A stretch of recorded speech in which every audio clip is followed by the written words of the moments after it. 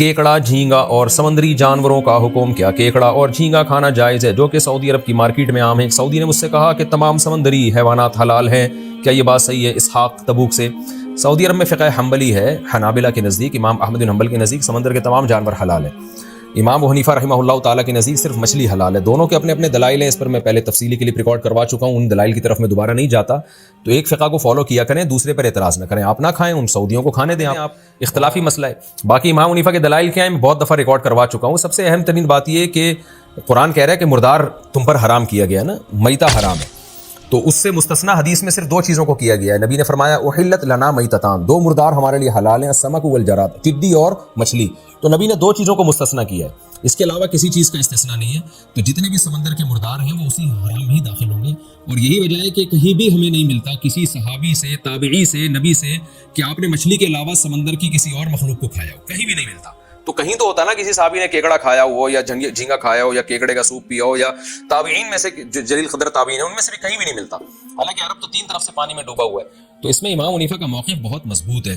باقی جو قرآن کی آیت ہے تمہارے لیے سمندر کا شکار حلال ہے، تو یہ احرام کی پابندیوں کے بارے میں ہے کہ خشکی کا شکار حرام اور سمندر کا شکار احرام میں بھی جائز ہے۔ اس کا تعلق اس سے نہیں ہے کہ ہر چیز سمندر کی حلال ہے، اس پر میں بہرحال پہلے بھی ایک ریکارڈ کروا چکا ہوں۔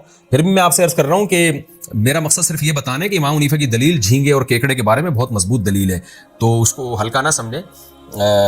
باقی اختلافی مسئلہ ہے تو اختلافی مسائل میں انسان اعتدال سے کام لے۔ تو آپ ایک فقہ کو فالو کریں، یہ نہیں کہ آپ نے کیکڑا کھانے کے لیے شافی بن گئے اور جب آپ کے جسم سے خون نکلا تو وضو ٹوٹ گیا، یہاں بھی آپ شافی بن گئے، اور کسی اور بچی کو ہاتھ لگایا، امام شافی کہہ رہے ہیں آپ کا وضو ٹوٹ گیا، یہاں آپ حنفی بن گئے۔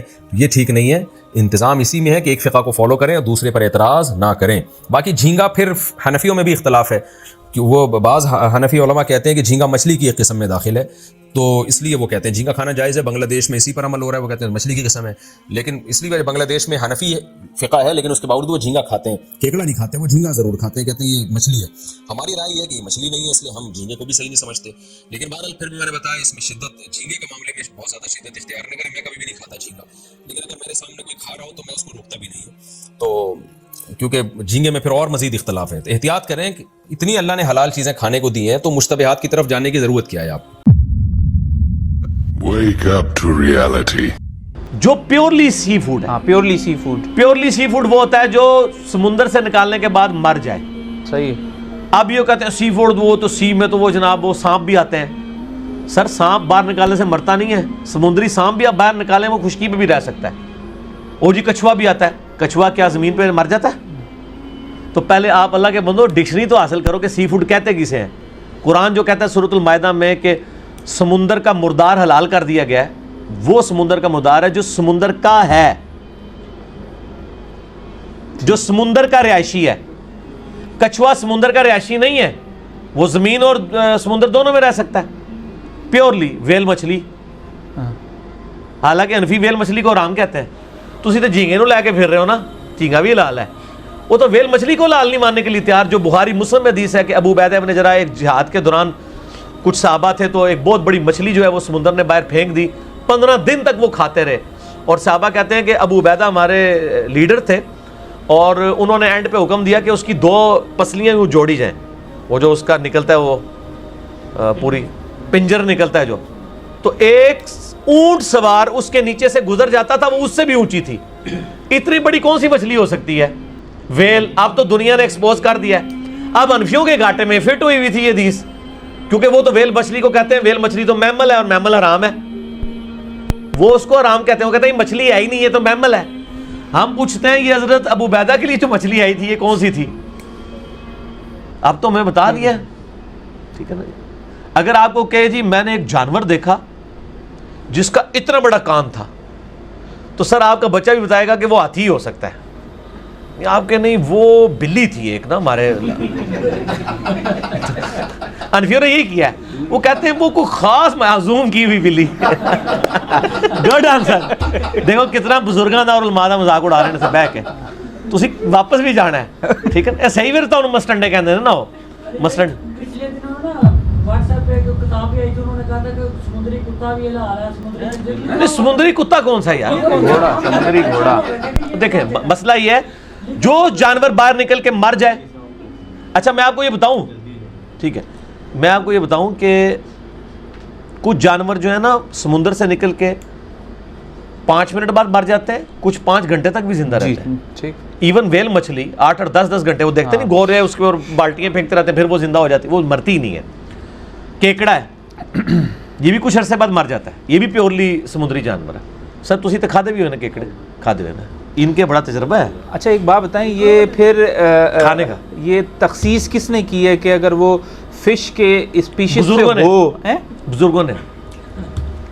تو قرآن و حدیث میں تو ایسی کوئی تخصیص نہیں, اور بزرگ بھی ایک فقہ حنفی کے جو سو کالڈ ان کے اپنے جو ہیں, اور باقی کوئی تو شافعی تو کھاتے ہیں. اسی تو کہتے ہیں دیکھیں نا, وہ کہتے جب ہم ان کو کہتے ہیں یار انڈونیشین ملیشین جو ہیں یہ شافعی کیوں ہیں, وہ کہتے ہیں اصل میں نا ان کا ذریعہ معاش جو ہے اور وہ کھانا پینا مچھلیوں سے جڑا ہوا ہے, تو ان کی ہاں سارا آپ ہنس رہے ہیں. وہ کہتے ہیں کہ اگر مچھلیوں کا رولا نہ ہوتا انہوں نے بھی اسے انفی کر لینا سی, اور انہوں نے کیتے ہیں نا سر, بنگالیوں نے کیتے ہیں. ویسے یقین کریں بنگالیوں کے سامنے اب اپنا مقدمہ رکھیں, ہو سکتا ہے بنگالی سارے کتاب و سنت پہ آ جائیں, اور الحمدللہ بنگالی آ بھی رہے ہیں. مجھے تو بنگلہ دیش نیپال سے بھی ای میلز آتی ہیں, لوگ دعوت قبول کر رہے ہیں الحمدللہ. اور آپ یہ والی مچھلیوں والی شروع کریں تو امید ہے انشاءاللہ حکومتی لیول پہ وہاں پہ جو ہے نا فقہ حنفی کو ختم کر دیں گے وہ. ہاں تو پھر اس کا ایک کلپ بنا دیجیے گا نا آپ میل کے ساتھ, کہ بنگلہ دیش کے چیف جسٹس سے ریکویسٹ کہ اپنے آئین میں یہ شامل کر لیں.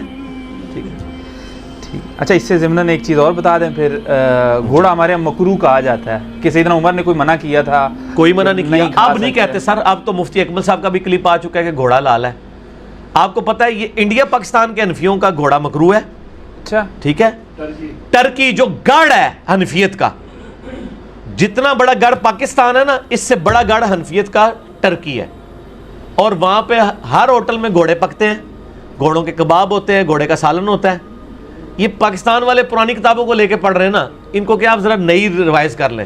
آپ کے حنفی جو ہے نا وہاں والے وہ کھاتے ہیں, یہاں والے حنفی بھی کہتے ہیں, وہ امام حنیفہ رحمہ اللہ کی طرف منسوب کیا ہوا انہوں نے کہ جی انہوں نے کہا تھا وہ جہاد میں گھوڑے استعمال ہوتے ہیں, تو وہ اس لیے انہوں نے اس وقت فتویٰ دیا تھا, اور اس وقت بھی انہوں نے کہا تھا مکروہ ہے, حرام نہیں کہا تھا. ان کو تو پتہ ہے کہ حلال ہے, بخاری مسلم میں حدیثیں گھوڑے کے حلال ہونے کے اوپر موجود ہیں. ٹھیک ہے, تو اب وہ کہتے ہیں ٹھیک ہے, لیکن جو سخت ہے وہ کہتے ہیں نہیں, ابھی بھی آپ دیکھیں نا وہ پہاڑی علاقوں میں تو فوجی گھوڑے ہی استعمال کرتے ہیں. سر گھوڑے نہیں استعمال کرتے, خچر استعمال کرتے ہیں. تو گھوڑے کی ٹینشن نہ لو تسی, گھوڑا حلال ہے اور گھوڑے کے حلال ہونے کے اوپر اجماع ہے. خدا جس نے کی جستجو مل گیا اس کا تو سب کا تو